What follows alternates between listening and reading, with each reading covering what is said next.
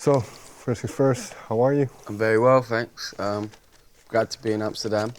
Good to have you. Yeah, man. It's I've lost my soul to this place a few times. In what way? In a good way. I love Amsterdam. So now to be able to come over here and do music, it's great.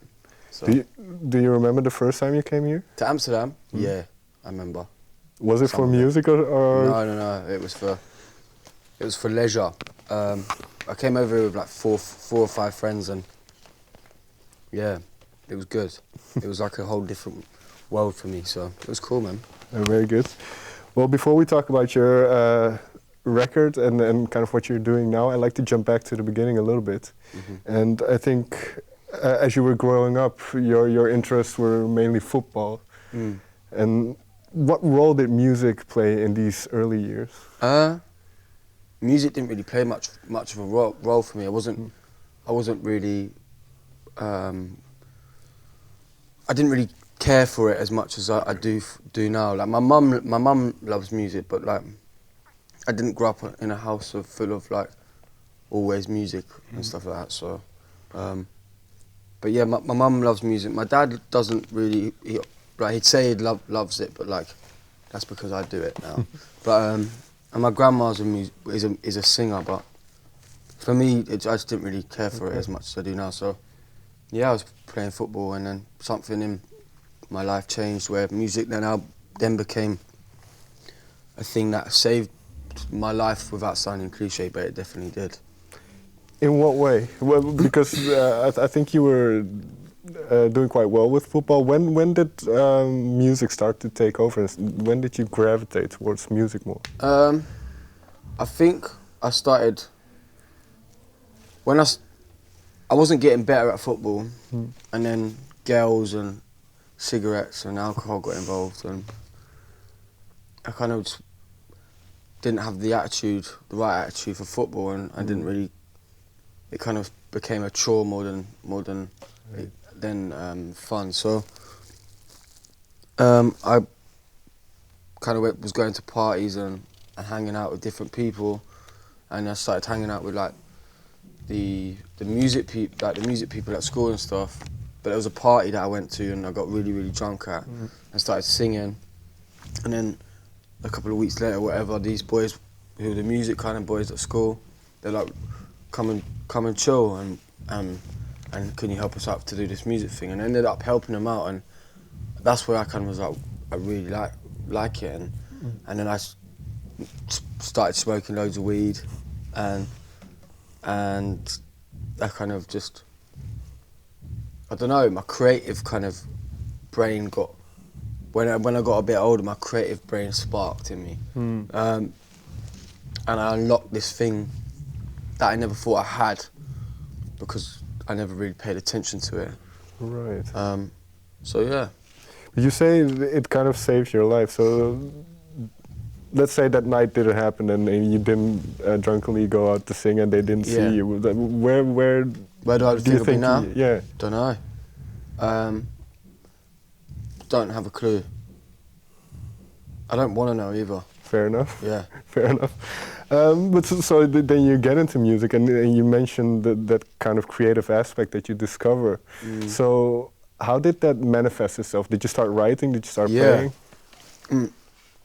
Yeah, I kind of like just started writing, like you say.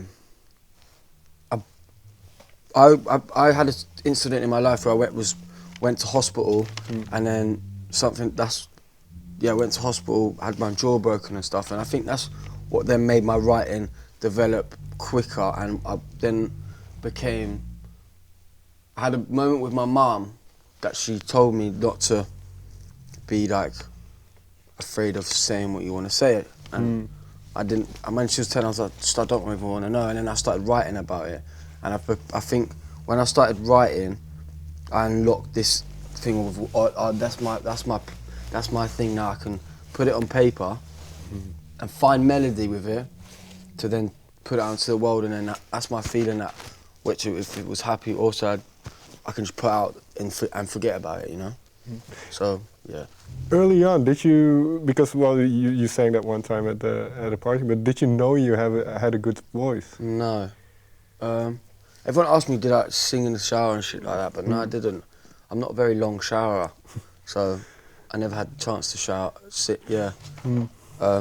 But at a certain point, because I read that you started doing a lot of bar gigs and just trying to I think, develop your skills. But you must have known at some point that it was sounding good, right? Yeah. It didn't straight away, but loads of people would be like, fuck me, you've got a good voice. And I'd be like, yeah, it's all right. But now I had to develop it. It didn't sound the way it sounded straight off the back. I had to develop and had to work at it and had to find my own voice. But yeah, I knew that it was all right. But yeah. And you also mentioned kind of being able to write down what is what is happening in your life and to kind of get it out of you. So what was the first song that you wrote that you were proud of, that you thought, well, now I've got something? Probably Something in the Water. Okay. Yeah, Something in the Water was a song that I kind of wrote, was one of my first songs I ever wrote. And I remember showing my mum and dad songs that I'd written before that, and they were like, yeah, it's all right. But then when I sung Something in the Water, that's where they kind of were like, wow, that's actually good. So, and I knew it was good as well. And by that point, was your focus completely shifted towards music and no? Yeah, no. When I get like into something, like I've only had two things I'm fully invested in, and that was football and this, and now it's this. I don't really like. With other things I can do them, and I just don't really. I can forget. I can walk away from them quickly, and I just don't really give a fuck about. But for this, it's like it's got me, and I know that. And I know that it's got me because I love being in the studio writing, but then I also love touring, and I love being on stage, and I know that I won't fall out of love with it, and I know that it won't ever feel like a chore to me, as in the football did. But I know that it won't. Right. With that in mind, then, can I assume then that you're quite ambitious? Yeah, I'm ambitious. Yeah, I want to be the biggest artist I can be. I want to be doing world tours. I want to be playing in front of 60,000 people a night, and that's what I will do. But it's going to take a lot of hard work and a lot of dedication. But I know that I've got the songs to do it. Oh shit. Yeah, I know that I've got the songs to do it, and I know that I've got a lot of more songs to write. I know that I've got the right band with me on tour. I know that I've got the right people around me to keep me on the straight and narrow. And also, I feel like I have got something that's different about me that can go on to do that. So, yeah.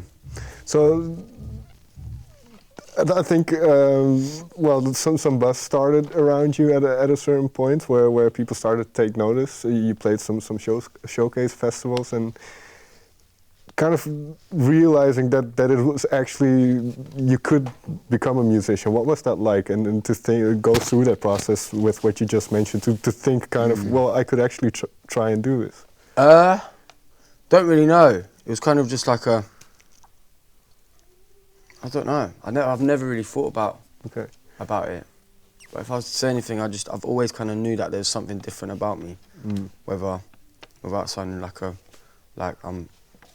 I love myself. I'm not saying that but I know that there's something different, and I know that I'm meant to be here and doing what I'm doing. Let me ask you differently then. Well, you say you like touring. What is it like for you being on stage? What kind of emotions? It's like a drug that's never been invented. It's like you take a drug to get high, and you take it or whatever, just to forget and get out of yourself, and that's exactly what it's like. It's like a drug that's never been invented, and you come off stage and you like snap back straight into yourself. Right. But when I'm on stage, I'm out. I'm free. I don't know, I love it. There's a whole, I go on stage and like it's 20% more me. Do you know what I mean? Right. And obviously part of the being on stage, then you have to have songs. So going towards the debut record then, and this might sound silly, but how important was that debut record? How important is it to get that first one out? Yeah, I think for me it was important. I matured when writing it, and I'm matured now it's out. But I think like it's your first album. When you put your first album out, it's kind of like it's a scary thing, isn't it? Because you've been working with these songs, and these songs are it's like your life into like 12 songs, isn't it? So yeah, it was scary, but it was good though. But now it's out. I know that I've got the capability of doing it. So now I've got to come back with a second album that's gonna like knock people's faces off.